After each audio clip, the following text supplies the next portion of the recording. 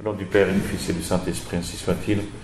Notre Père qui êtes aux cieux, que votre nom soit sanctifié, que votre règne arrive, que votre volonté soit faite sur la terre comme au ciel. Donnez-nous aujourd'hui notre pain de chaque jour. Pardonnez-nous nos offenses, comme nous pardonnons à ceux qui nous ont offensés.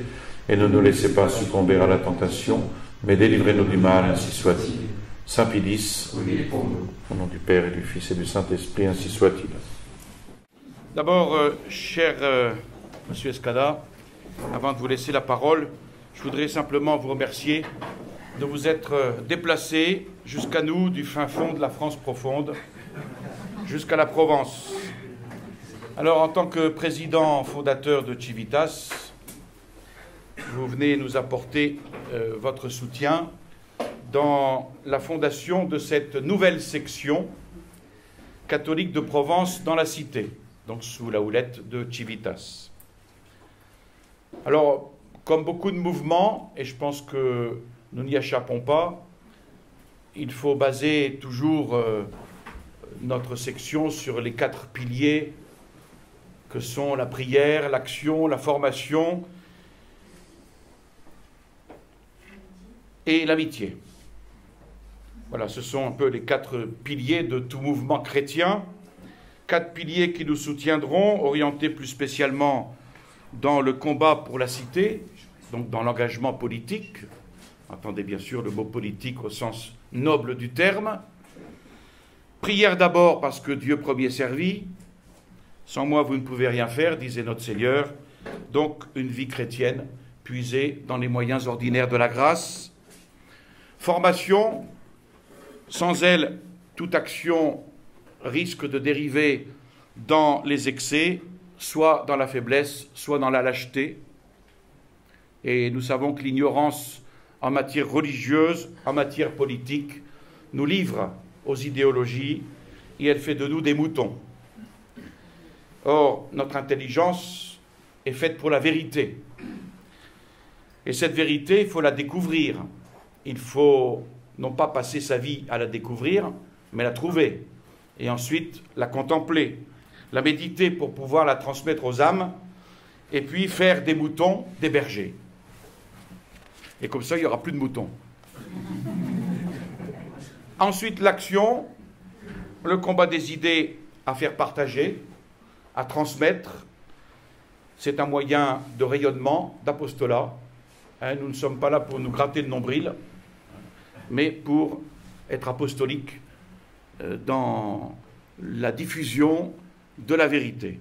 La volonté, elle suit toujours l'intelligence. C'est pour ça qu'ici, l'action vient en 3e lieu. La formation politique, elle va sous-tendre cette action au risque de rester stérile.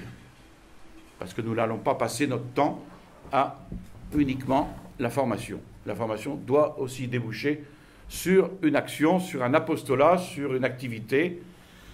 Et ça, c'est très important. Ensuite, l'amitié. L'amitié qui n'est autre pour nous, catholiques, que l'exercice de la charité. Alors, c'est facile à dire, beaucoup plus difficile à vivre. C'est la grâce de Dieu qui nous unit, qui nous permet de laisser de côté notre amour-propre, notre intérêt personnel. Parce qu'alors ça, dans toutes les œuvres, chacun veut garder son intérêt personnel, y trouver un intérêt personnel. Ici, le désintéressement de sa propre personne, il est absolument indispensable. Nous ne travaillons pas pour nous. Donc, notre amour-propre, notre intérêt personnel, si dévastateur, et on a pu le voir dans toute l'histoire du catholicisme social en France. Combien cet intérêt personnel a été dévastateur. Alors, fort de ces 4 piliers, eh bien, maintenant, c'est à nous de nous engager, sans peur, avec une saine ambition. Alors, nous commençons tranquillement, simplement, sans esbrouf, piano, piano, mais quand même décidés et enthousiastes. C'est ce que nous débutons aujourd'hui, en cette première réunion, au cours de laquelle, dans un instant, Alain Escada vous précisera ce qu'est Civitas, ce que nous attendons de vous. Donc je tiens à le remercier, et puis à vous remercier également vous-même, ici présents.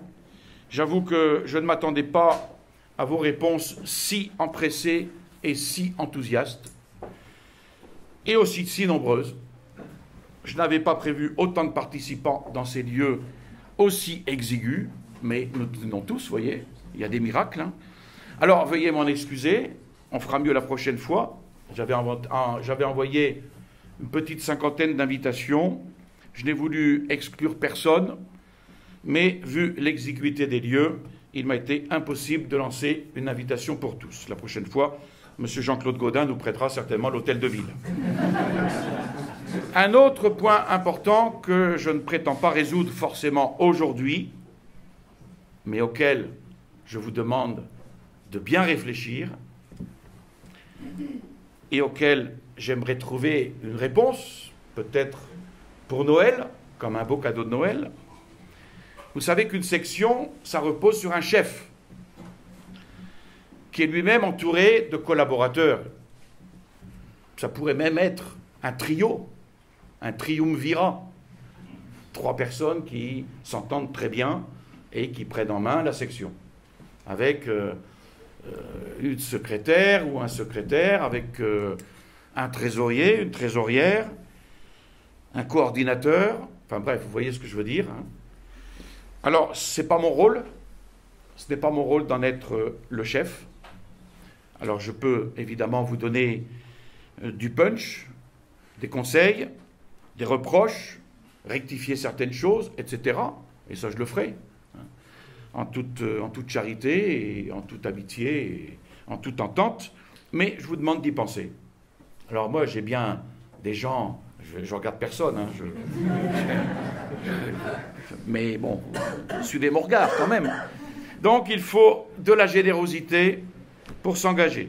Je reçois donc toutes vos propositions. Et puis, un dernier point, si vous voulez intégrer cette section, il y a une feuille qui va vous être distribuée après. Vous la remplirez, simplement, c'est une fiche. Vous n'allez pas être fiché, mais en quelque sorte, si quand même. Hein, va vous donner vos noms, vos téléphones, etc. Si vous êtes intéressé à intégrer cette section. Et cette section, n'oubliez pas, elle est basée sur ces 4 points. C'est pour ça qu'après Alain Escada, je donnerai une conférence qui sera plutôt un cours. C'est-à-dire, on commence la formation. Donc, vous remplirez cette boîte. Vous déposerez votre petit bulletin dans l'urne. Vous pouvez aussi, hein, selon votre bon cœur, déposer d'autres petits papiers. Même si vous êtes eurosceptique, c'est tout à fait louable, mais ces petits papiers qui s'appellent euros, ou même des pièces quand même, nous permettront de solder peut-être quelques petits frais de cette journée, et puis de ceux qui se sont déplacés pour cette journée. Alors, le programme, vous le connaissez. Au programme de cette journée, la parole est maintenant à M. Escada. À 16h45, je donnerai moi-même une conférence qui sera plutôt, comme je l'ai dit, une étude doctrinale sur la vie sociale. Elle se poursuivra d'autres fois. Elle ne sera pas longue, malgré la mauvaise réputation que j'ai sur ce point. À 18h, nous aurons le chapelet que nous réciterons à la chapelle. Et nous réciterons ce chapelet pour cette nouvelle section et pour les combats de Civitas pour le règne social du Christ roi. Et puis nous terminons à 19h par une soirée crêpes. Et je remercie notre cuisinière qui n'est pas là, mais à qui j'ai commandé 200 crêpes, faites maison, et faites hier, donc c'est pas vieux, de quoi vous régaler le palais après avoir régalé votre intelligence. Et puis je laisserai la parole à M. Pierre Studer, qui est tout au fond, qui est responsable de la section de Chambéry, est une section qui marche très bien, et il vous dira un petit peu comment ça marche, une section. Voilà, merci bien.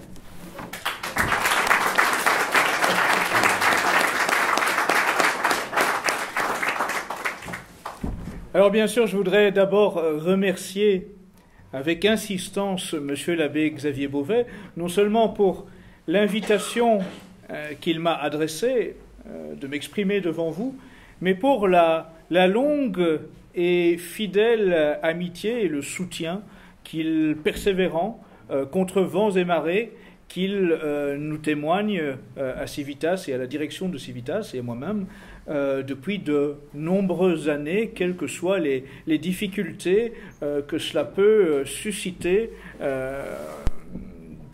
par rapport à un contexte qui n'apprécie pas nécessairement la liberté de ton et l'esprit sans concession qui est le nôtre.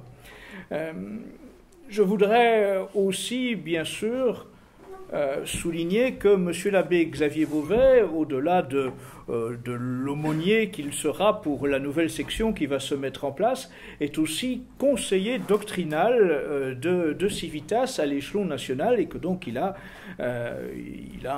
une autorité doctrinale, morale, spirituelle dont nous sommes bien contents de pouvoir profiter depuis de nombreuses années et il participe à tous nos grands événements, que ce soit les universités d'été, les sessions de formation, les grands colloques, les grands événements, les grands défilés. Monsieur l'abbé Beauvais a toujours été à nos côtés, fidèle dans tous les combats. Je voudrais bien sûr vous remercier à vous, à chacun d'entre vous, d'avoir fait ce déplacement. Je ne vais pas dire sous ce beau temps, mais en tout cas, vous avez accepté de consacrer une après-midi à un sujet qui n'est pas nécessairement dans l'air du temps, qui ne correspond pas à l'ensemble des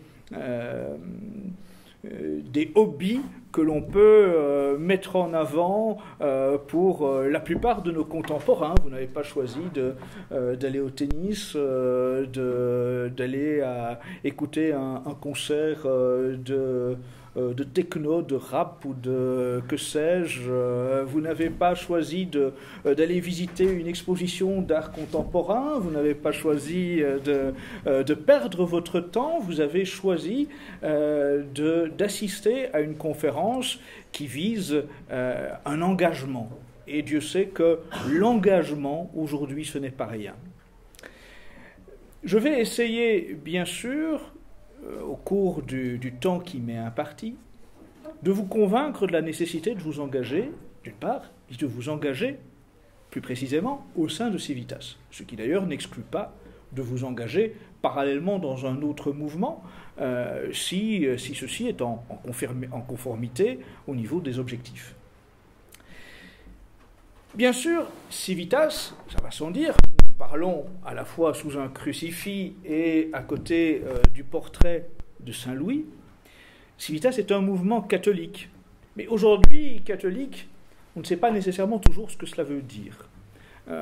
Dans la confusion générale de notre époque, les mots ont parfois été vidés de leur sens, subvertis, et donc dans cette grande confusion, il est nécessaire, sans doute, que je commence par vous dire ce que nous ne sommes pas et ce que nous sommes.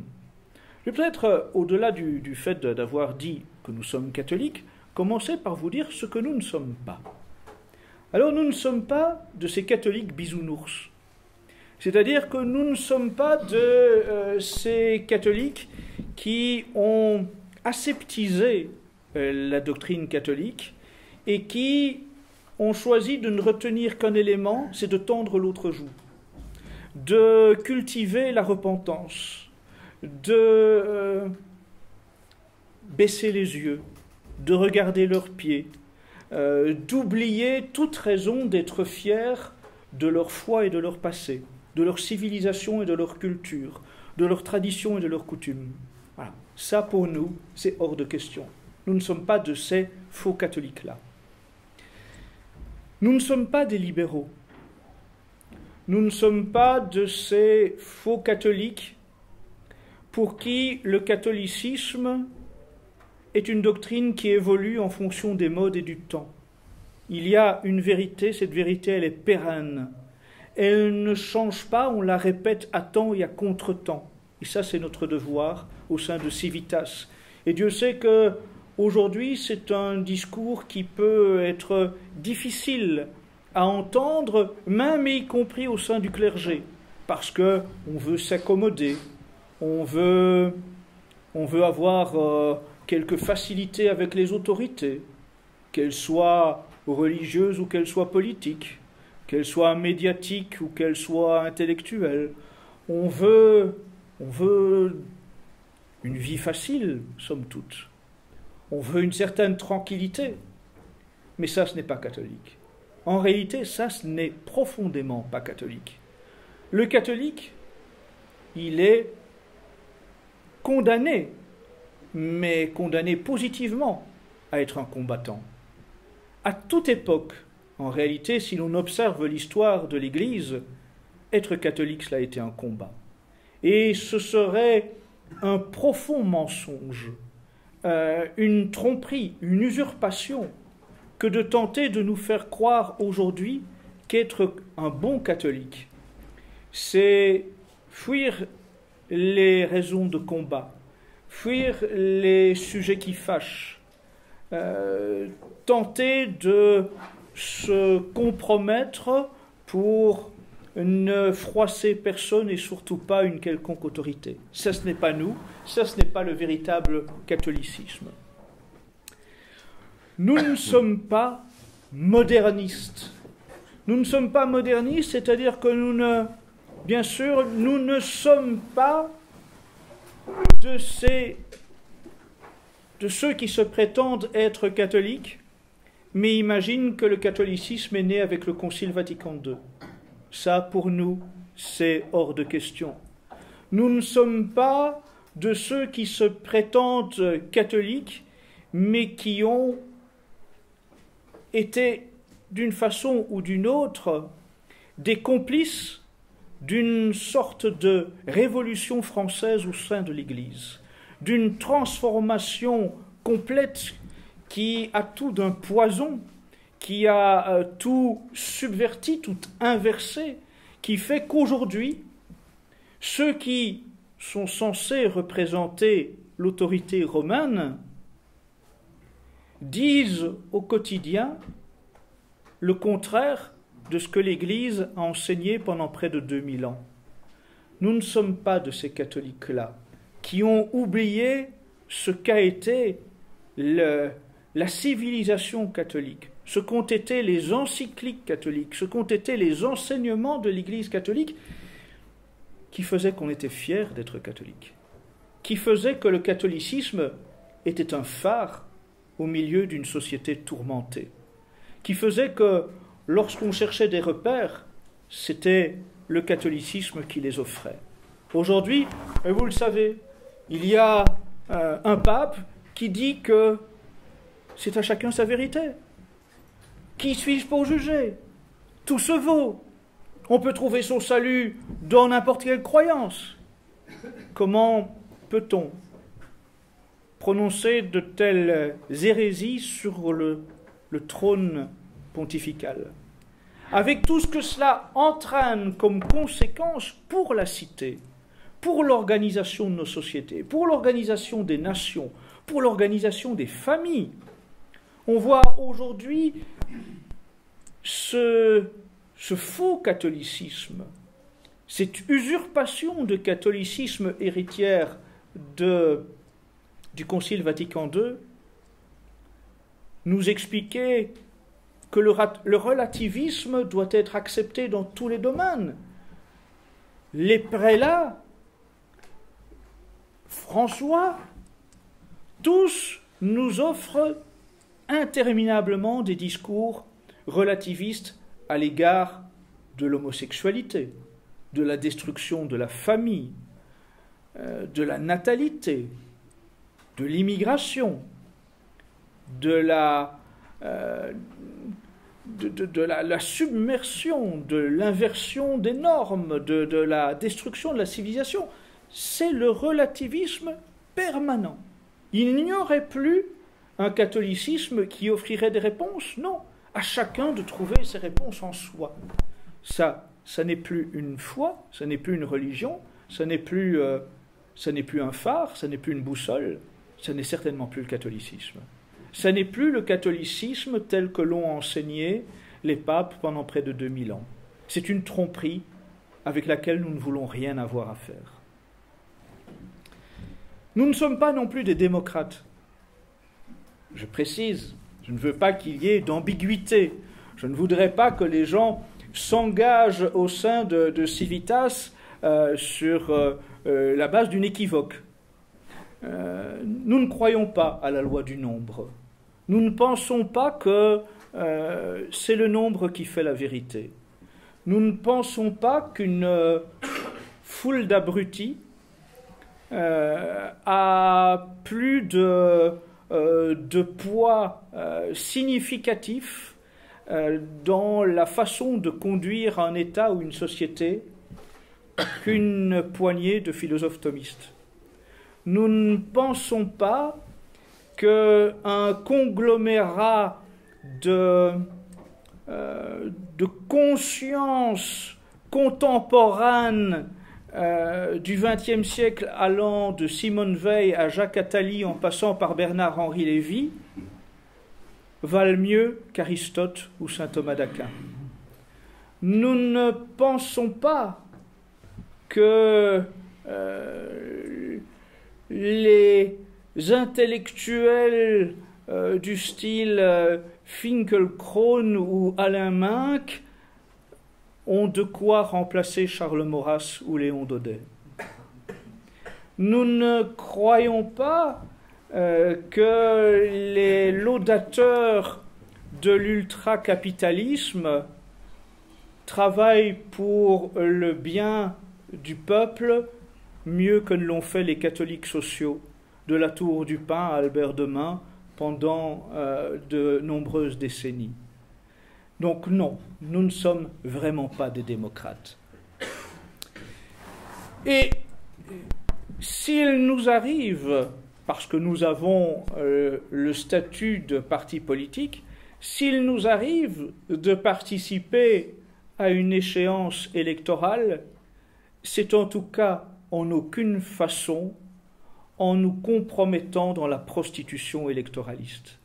C'est-à-dire que lorsque nous jugeons qu'il se trouve une échéance électorale à laquelle il y a lieu pour nous de participer, ce n'est pas pour nous déculotter, pour tenter de plaire à la médiacratie. Non, c'est au contraire pour, avec nos gros sabots de paysans du pays réel, aller porter un discours de vérité sur ces plateaux télé ou radio, dans les rédactions des journaux, et leur dire avec des mots francs, des mots vrais, ce que le pays réel ressent aux antipodes de ce que le pays légal nous impose. Notre discours, il se veut sans concession. Il se veut à l'écoute des Français du terroir. Il se veut à l'écoute de ceux qui, aujourd'hui, sont des gilets jaunes. Il se veut à l'écoute de ces vrais Français abandonnés par le pouvoir. Parce qu'aujourd'hui, chez Macron, c'est la préférence nationale la préférence étrangère qui prime. La préférence nationale, c'est un gros mot pour ces gens-là. On est globaliste chez ces gens-là. On pense qu'on n'est jamais si riche qu'avec plus de diversité, de multiculturalisme, de transformation de notre société.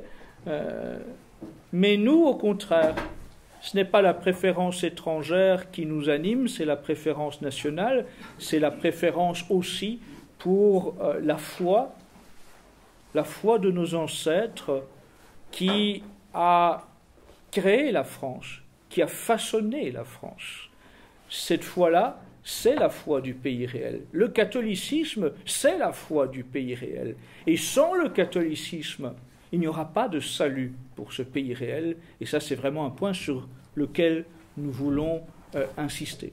Et donc, encore une fois, comprenez bien cela. Il y aura encore des moments où nous participerons à des élections, et je parlerai tout à l'heure plus loin de l'échéance municipale, par exemple. Eh bien, ce n'est en aucune façon avec un esprit de compromission. Je vous le garantis, je vous le promets, nous n'aurons jamais rien à voir, à faire avec tous ces gens qui monopolisent les plateaux de télé et qui, pour obtenir l'estampille acceptable, sont prêts à aller faire un pèlerinage à Yad Vashem plutôt qu'à Saint-Jacques-de-Compostelle. Nous ne sommes en aucune façon ni immigrationnistes, ni islamistes, ni sionistes. Ça fait beaucoup, me direz-vous. Mais parce que cela aussi, ça doit être précisé. Parce que quand on dit catholique aujourd'hui, avec les mensonges, les usurpations, les tromperies du temps, combien de gens sont dégoûtés à tort du catholicisme parce que l'image véhiculée par le clergé moderniste est tellement éloignée des intérêts de la société occidentale que c'est légitime que les églises modernistes soient vides. Quand on observe un pape François qui ramène des immigrés dans son avion musulman, mais ne prend aucun chrétien d'Orient avec lui, on comprend bien que sa priorité, elle est décidément véritablement éloignée d'un souci légitime d'un souverain pontife de s'occuper du bien de la chrétienté.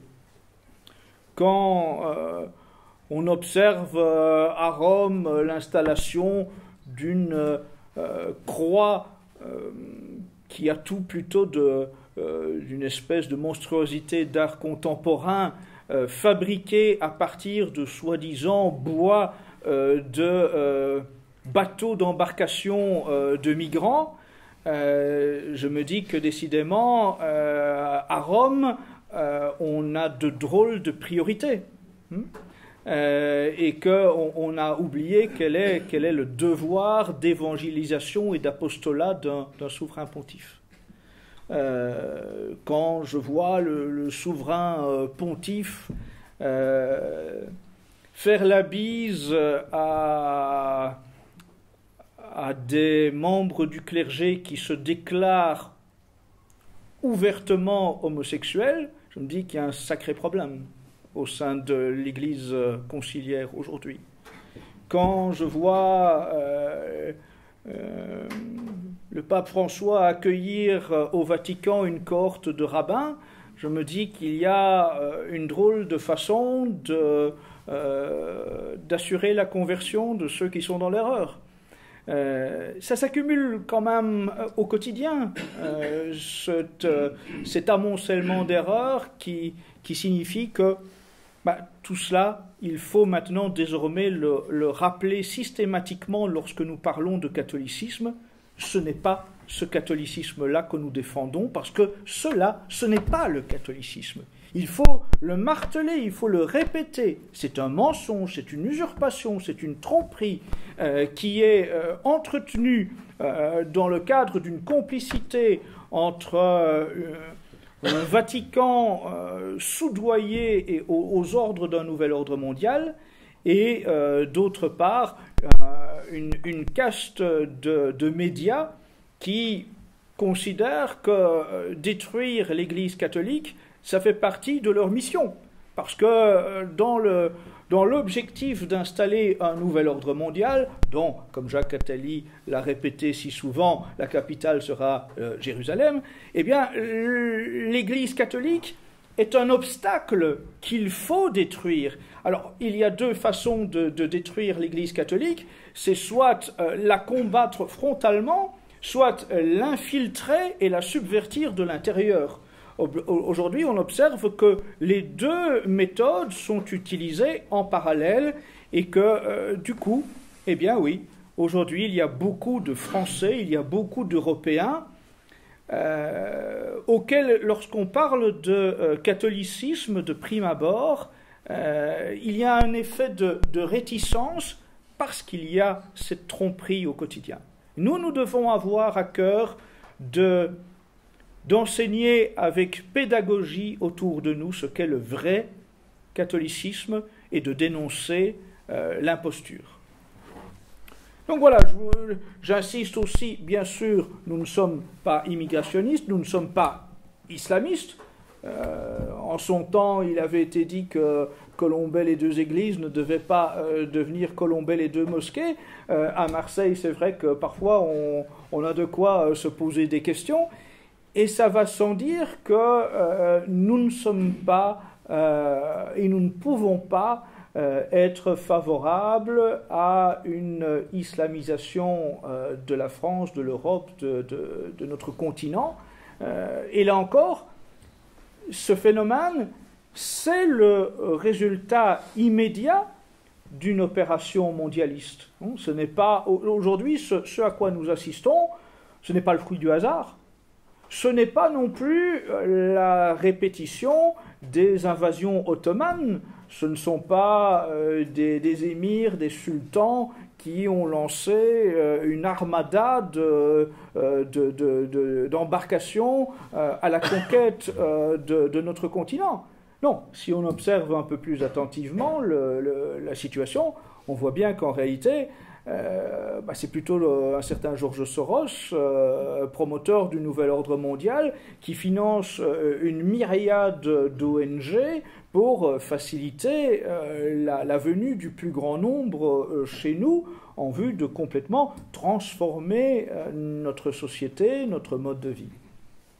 Et nous ne sommes pas non plus sionistes, et je pense que j'ai déjà suffisamment donné d'éléments au cours des quelques instants qui précèdent pour vous en convaincre, mais je tiens à insister à ce sujet, et je dirais même, en étant à côté de M.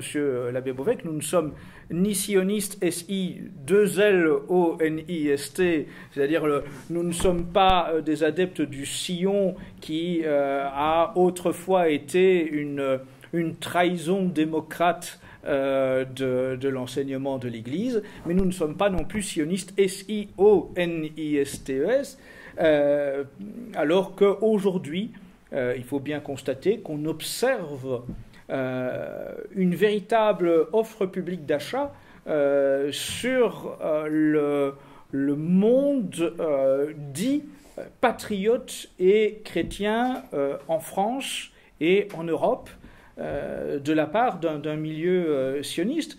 Et je pense que là aussi, il faut le dire, quand on entend de plus en plus des soi-disant gens de notre bord, de notre milieu, de notre courant, parler sur les plateaux de télévision de judéo-christianisme plutôt que de catholicisme, ce n'est pas le fruit du hasard, ce n'est pas une erreur sémantique, tout ça est bien sûr volontaire, tout ça est bien sûr résolument pensé. Pourquoi ces gens-là ne prononcent-ils plus jamais le mot catholicisme ou catholique ? C'est significatif. Vous avez toute une série de milieux aujourd'hui qui se disent conservateurs, qui se disent défenseurs de la famille, défenseurs d'un modèle civilisationnel chrétien, mais qui en réalité prônent systématiquement une alliance entre les catholiques conservateurs et les évangélistes façon américaine. Et on sait bien que ces milieux-là, c'est un messianisme sioniste qui n'a rien à voir avec la volonté d'instaurer le règne du Christ roi. Ces gens-là, ils ne souhaitent pas qu'un nouveau chef d'État français se mette dans les pas du roi Saint-Louis. Pour eux, ce serait évidemment une espèce de tremblement de terre dont ils ne veulent absolument pas. Ces milieux-là qui sont chrétiens ou patriotes, sionistes et complices des évangélistes, ne recherchent absolument pas la fin de la séparation entre l'Église et l'État. Il ne souhaite pas qu'un État authentiquement catholique se mette en place. Il ne souhaite pas la fin de la laïcité. Ça va sans dire. Alors nous ne sommes pas non plus, je précise, des adeptes des valeurs républicaines. Bon, je pense que tout ça découle logiquement l'un de l'autre, mais en ces temps où il n'y a pas une figure politique qui se permette de participer à un débat télévisé sans devoir répéter la main sur le cœur que toute son action politique est fondée sur les valeurs républicaines, bon ben, je vous garantis, chez nous, ça ne se passera pas. Alors chez nous, les valeurs républicaines, comme je l'ai dit, nous les vomissons. Nous les vomissons parce que cette république maçonnique, elle est intrinsèquement, foncièrement nocive et anticatholique. Elle est intrinsèquement liée à la Révolution française et à ce qui a suivi son génocide vendéen, son cortège de crimes abominables, son élimination méthodique par l'État républicain de la population vendéenne, l'envoi de l'armée française embrocher des bébés vendéens à la baïonnette. Ce sont ça les valeurs républicaines. Les vraies valeurs républicaines, elles sont là. Elles sont basées sur le sang des catholiques de France. C'est ça la véritable république maçonnique qui aujourd'hui est au pouvoir, qui nous parle de laïcité.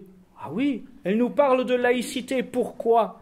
Elle nous parle de laïcité pour que, au mois de décembre, il n'y ait pas de crèche de Noël dans l'espace public. Mais cette même laïcité ne s'offusque pas d'aller allumer des chandeliers sur l'espace public pour Hanouka ou d'organiser des fêtes pour le Ramadan dans les mairies. Voilà. Ça, c'est ce double langage-là qui, pour nous, est insupportable et qui démontre encore aujourd'hui, en 2018, que ces valeurs républicaines, il faut les combattre sans merci. Cette république maçonnique, il faut assumer de la combattre. Que sommes-nous maintenant ? Eh bien oui, nous sommes des catholiques sans compromission. Nous sommes des catholiques fidèles intégralement à la doctrine de l'Église telle qu'enseignée jusqu'au pape Pie XII. Nous sommes des catholiques foncièrement hostiles à la synagogue de Satan et aux loges maçonniques. Nous sommes des catholiques désireux de reconquista, parce que nous voulons à nouveau que les Français soient maîtres de leur destin.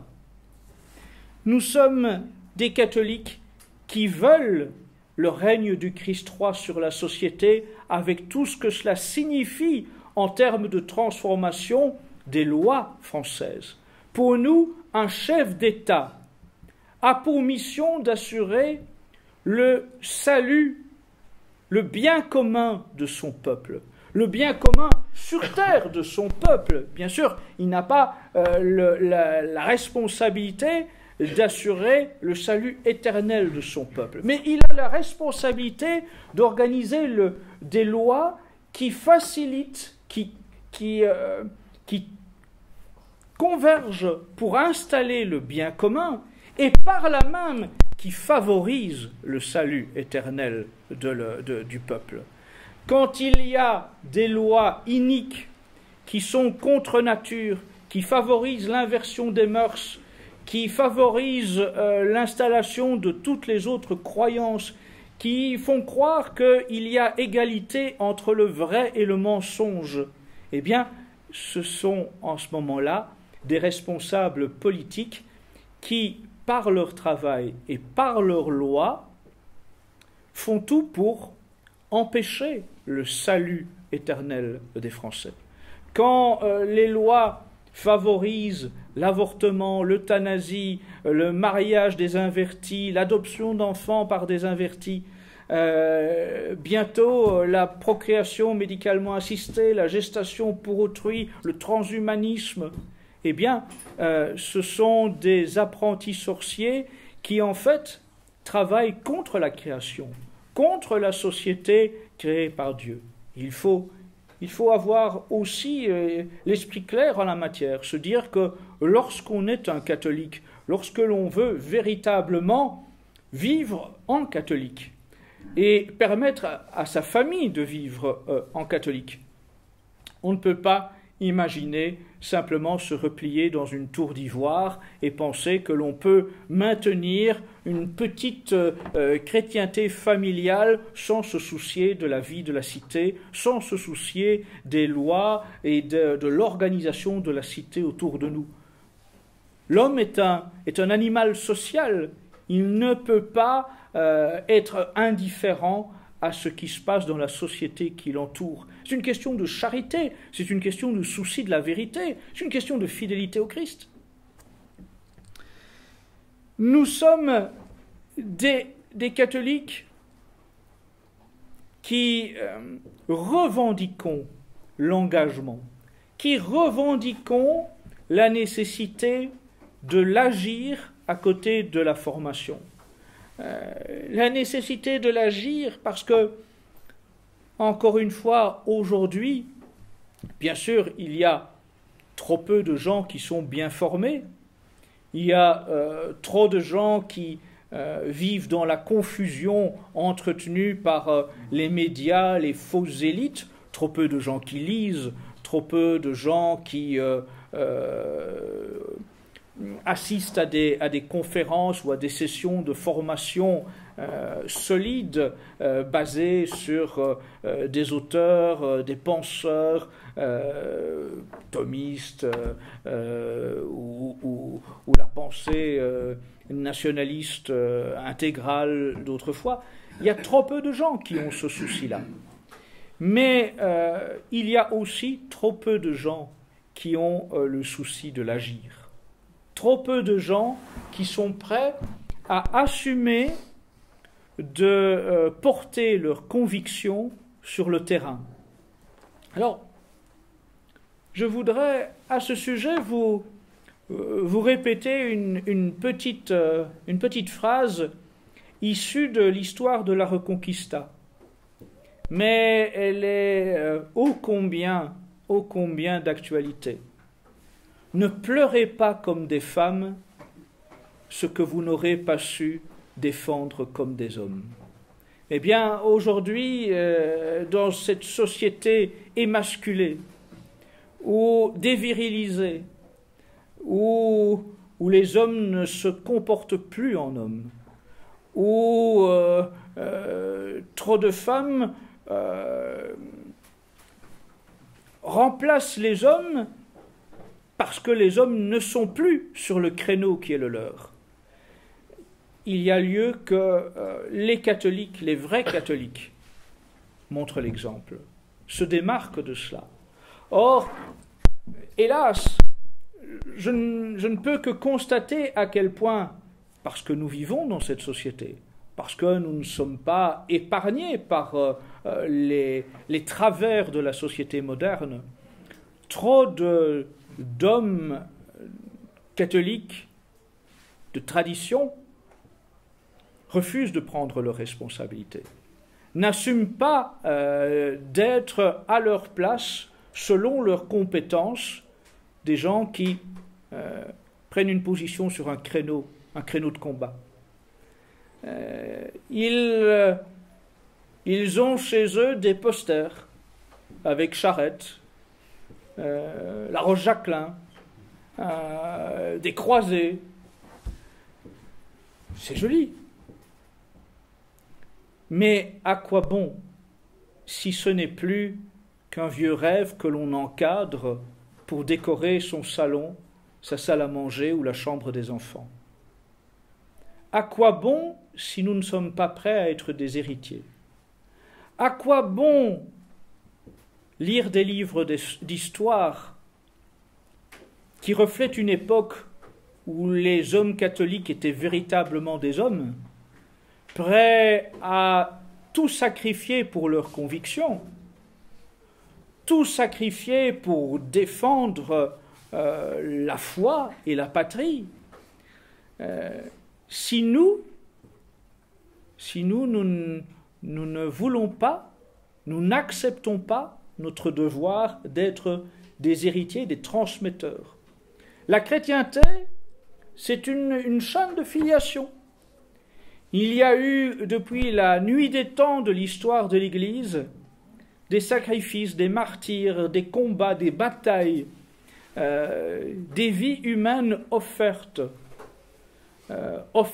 pour Dieu, offertes pour la chrétienté. Et nous, aujourd'hui, nous sommes pétris de matérialisme. Nous sommes, d'une façon ou d'une autre, trop peu différents de ces veaux qui se sont précipités dans les galeries commerçantes pour assister au Black Friday et s'emparer d'un téléviseur grand format à moins 20%. Si nous n'acceptons pas de prendre nos responsabilités dans la bataille qui est celle de notre temps, nous ne valons guère mieux que ces veaux-là. Nous avons, nous, reçu un enseignement qui nous amène à avoir des responsabilités plus importantes que ces veaux-là. Nous avons le devoir de nous battre, comme l'ont fait nos ancêtres, et d'enseigner la bataille à nos enfants, pour qu'à leur tour, ils soient un jour de vaillants défenseurs de la chrétienté, et que jamais ne meure la chrétienté en France. Que la France puisse à un moment à nouveau assumer d'être la fille aînée de l'Église. Aujourd'hui, avouons-le, si on regarde l'état de la France, si on regarde les lois françaises, si on regarde les dirigeants français, si on regarde les soi-disant élites intellectuelles françaises, si l'on regarde les écrivains français, y compris ceux qu'on nous présente comme de notre camp, que reste-t-il de la chrétienté? Que reste-t-il de la véritable chrétienté? Si on regarde les mouvements associatifs, si on regarde les partis politiques, si on regarde les journaux, les revues, les médias d'information, que reste-t-il de la chrétienté, d'un vrai discours de chrétienté? Est-ce la faute des autres? Ce serait trop facile. C'est peut-être aussi une bonne raison de répéter cette phrase de saint Pédise. La force des mauvais, c'est avant tout la faiblesse des bons. Combien d'entre nous ici ont des compétences? En réalité, tous. D'une façon ou d'une autre, vos compétences sont différentes. Elles sont variées, elles sont complémentaires. Mais je ne crois pas un seul instant qu'il y en ait un d'entre vous qui puisse quitter cette salle en disant « Oh, c'était sympa, mais je ne vois vraiment pas moi ce que je pourrais faire pour mon pays ou pour ma foi, pour la chrétienté, pour le salut de la France. » Non. En réalité, d'une façon ou d'une autre, selon vos talents, vos compétences, ce que le bon Dieu vous a offert comme particularité, eh bien, vous avez tous la possibilité de prendre votre part dans une section de Civitas. Et vous avez tous une façon d'aider à repartir à la conquête, à la reconquête de la France, de partir à éveiller la conscience de vos contemporains, réveiller le pays réel. C'est là que, évidemment, il faut aussi des chefs. Je l'ai dit, il faut que parmi vous, il y ait ceux qui ont des âmes, des tempéraments de chefs, de leaders, pour gérer ces compétences, pour faire émerger les talents des uns et des autres, pour les additionner et amener tout ça à être une force de bataille, une force qui avance pour faire battre en retraite l'adversaire. Alors bien sûr, aujourd'hui, tout ça peut sembler n'être que des mots, mais en vérité, non. En vérité, l'histoire est pleine d'enseignements de ces moments où une poignée d'hommes, et les apôtres n'étaient qu'une poignée, où une poignée d'hommes ont joué un rôle qui marque encore l'histoire aujourd'hui. Donc, il ne tient qu'à vous, vraiment. Il ne tient qu'à vous dans la région de Provence, dans la belle province de Provence, il ne tient qu'à vous de vous organiser, de vous structurer, de vous coaliser, de vous coordonner pour agir avec efficacité. M. l'abbé l'a dit, une section de Civitas, c'est de la formation, c'est de la prière, c'est de l'action, c'est de la camaraderie. Je vais essayer d'un petit peu développer ces différents points avec rapidité néanmoins. Il n'y a pas de combat catholique qui dure s'il n'est pas ancré dans une vie spirituelle profonde. Parce que les épreuves auxquelles nous devons faire face aujourd'hui nécessitent vraiment de nous forger une carapace.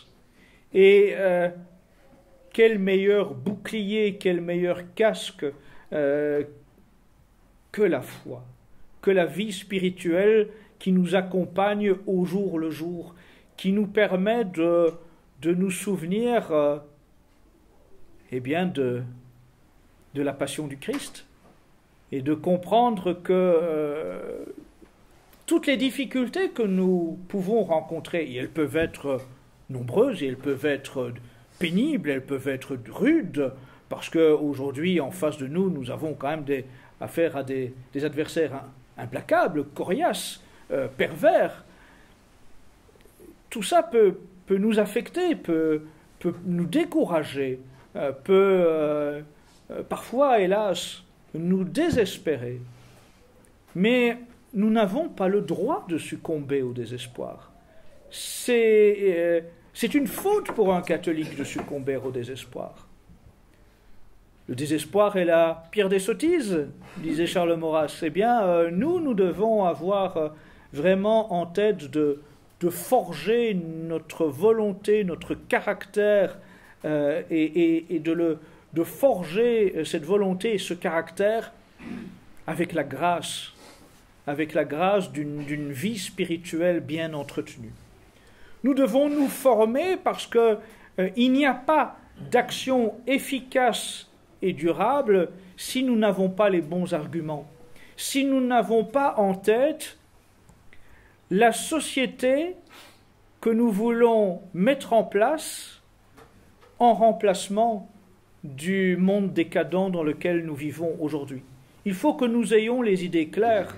Il ne s'agit pas simplement de dire « il faut faire tomber le régime ».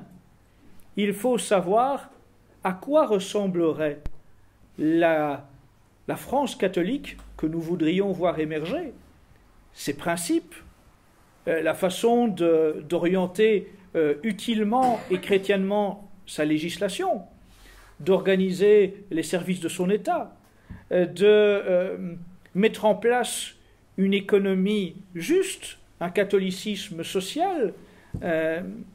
Tout cela, cela demande de se former. On ne peut pas simplement se contenter de dire ce qui est le modèle républicain actuel est mauvais. La société moderne est décadente, corrompue. Non, il faut que nous ayons les idées claires. Et la formation pour un militant catholique, pour tout catholique en vérité, cela devrait être ainsi, la formation doit être un devoir permanent tout au long de son existence, parce qu'il faut entretenir ses connaissances. L'action parce que la doctrine catholique est un trésor que l'on ne peut pas conserver égoïstement pour soi. Il faut avoir à cœur de la partager avec ceux qui sont autour de nous.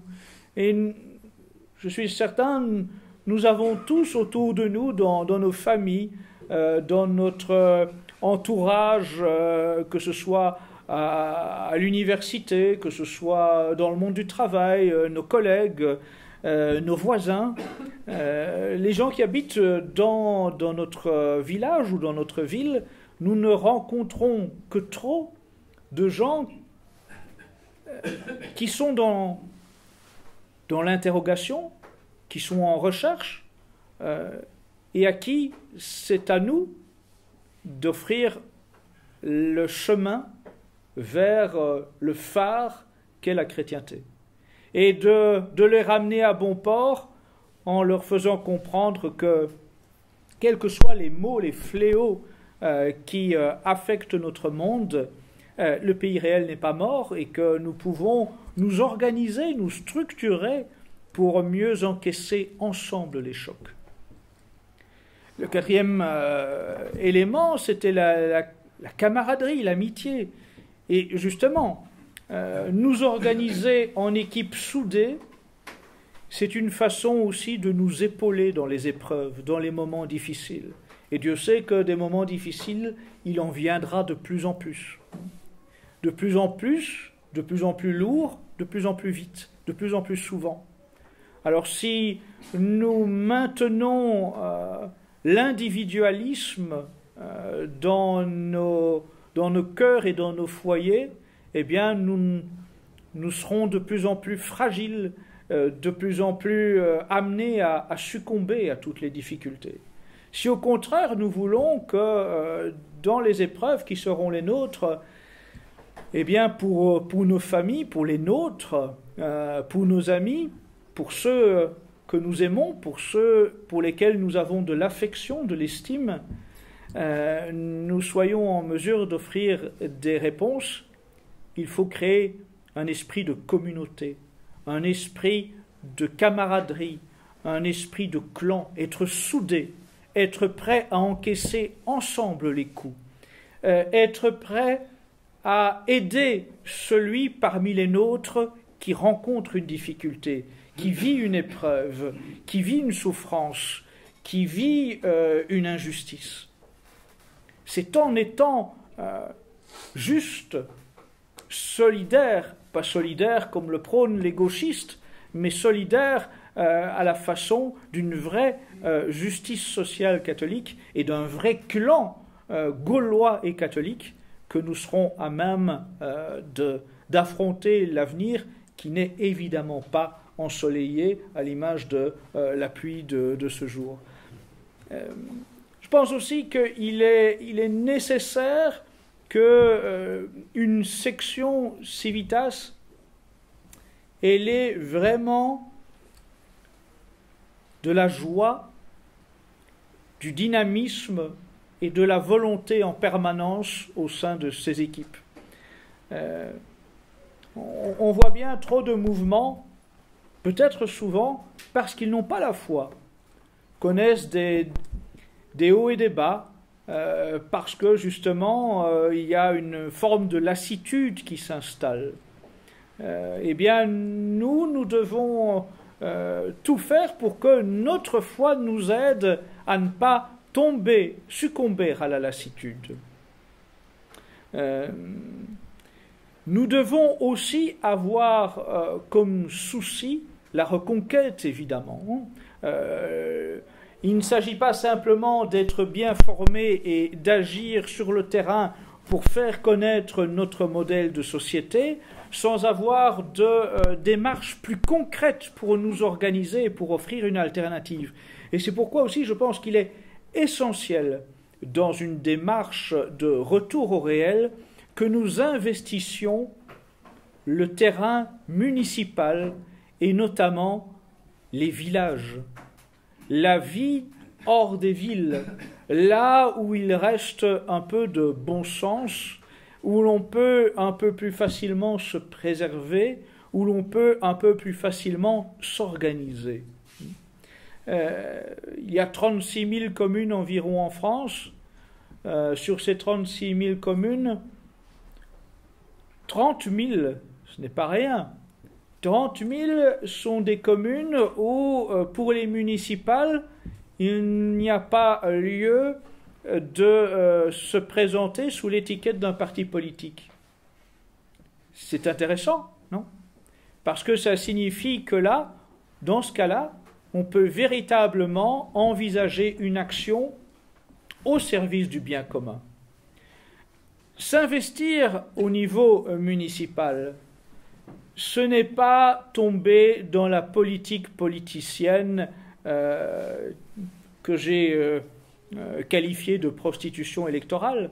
C'est au contraire à l'échelon le plus naturel de l'organisation de la société, après la famille, tenter de prendre des responsabilités pour au moins localement mettre en place quelques petits éléments qui vont inverser le cours des choses, même dans des toutes petites circonstances. C'est par exemple à Noël trouver le moyen de mettre une crèche de Noël sur l'espace public, parce que si on est au conseil municipal, on a plus de poids pour y parvenir. C'est prendre en main l'organisation des compétences culturelles, et à ce moment-là, c'est vous qui êtes en charge de décider quelle sera l'exposition, le thème de l'exposition, quelles seront les festivités soutenues, organisées par la municipalité. Et donc, c'est choisir de vrai au service du beau, du bien, du vrai, plutôt qu'au service de la laideur, du mensonge, du vice. C'est au niveau municipal avoir la possibilité, c'est de la compétence municipale d'épurer les publicités sur le mobilier urbain. Vous savez que c'est de la compétence d'un conseil municipal que de juger qu'une campagne d'affichage publicitaire outrage les bonnes mœurs ou la foi ou que sais-je, et de permettre par arrêté de mettre fin à une campagne publicitaire. La compétence de police, c'est également du domaine de la municipalité. Et voilà, je pourrais énoncer toute une série de compétences qui justifient que l'on se préoccupe de cela. C'est bien sûr aussi dans les communes où il y a des prieurés, des écoles, des monastères, se dire que si on occupe une place au conseil municipal, on pourra plus facilement offrir un bon bouclier. Voilà, il y a tant et tant de choses à faire, même à l'échelon le plus local. Donc, ne dites pas que vous ne pouvez rien faire. Ne dites pas qu'il n'y a rien de concret à faire. Que des chefs se lèvent parmi vous à l'issue de cette conférence. Que ceux qui ont les tempéraments, les compétences de meneurs d'hommes ne négligent pas ce don que le bon Dieu leur a offert. Ça ne se gaspille pas. La qualité de meneur d'hommes, c'est un don qu'on ne peut pas gaspiller, surtout par les temps qui courent. Et que tous les autres qui ont à cœur d'être fidèles à leur baptême et d'être à cœur tout simplement d'être fidèles à leurs ancêtres, d'être fidèles à la patrie. La patrie, c'est la terre des pères. C'est le sol sous lequel sont enterrés nos aïeux, nos ancêtres. Eh bien, qui pourrait ne pas avoir à cœur d'être soucieux de la patrie quand on pense que c'est cela, c'est la terre sous laquelle nos aïeux sont enterrés? Eh bien, qui aujourd'hui, ici, peut se lever et se dire « ça m'indiffère » ? Aucun d'entre vous, je pense. Aucun d'entre vous. Alors, de grâce, organisez-vous, coalisez-vous. Vous avez de quoi ici partir en force. Il y a ici suffisamment de personnes, suffisamment de diversité dans les talents, dans les compétences, dans les âges, dans les complémentarités, pour non pas créer une section, mais plusieurs sections, si vous aviez tous la volonté d'y aller. Voilà. J'espère que j'aurai été suffisamment convaincant, à la grâce de Dieu.